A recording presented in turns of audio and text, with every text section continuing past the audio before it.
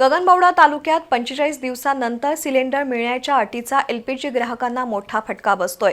एक सिलेंडर संपल्यानंतर दुसरा सिलेंडर मिळण्यासाठी ग्राहकांना दीर्घकाळ प्रतीक्षा करावी लागत असल्याने गृहिणींसह हॉटेल व्यावसायिक आणि लघु उद्योजकांच्या अडचणी वाढल्या आहेत। त्यामुळे ही अट शिथिल करून पूर्वीप्रमाणे 21 दिवसात सिलेंडर उपलब्ध करून द्यावा अशी मागणी ग्राहकातून होतीये।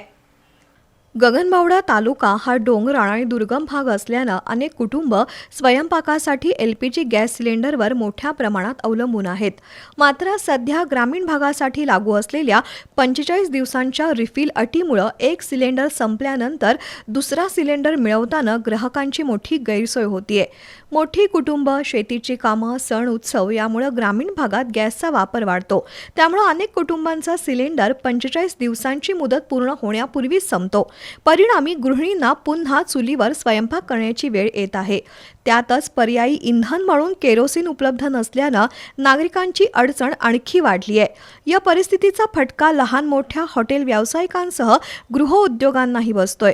त्यामुळे ग्रामीण आणि दुर्गम भागासाठी सिलेंडर पुरवठ्याचा विशेष कोटा उपलब्ध करून द्यावा, तसंच 45 दिवसांची अट रद्द करून पूर्वीप्रमाणे 21 दिवसांच्या कालावधीत सिलेंडर उपलब्ध करून द्यावा अशी मागणी होत आहे।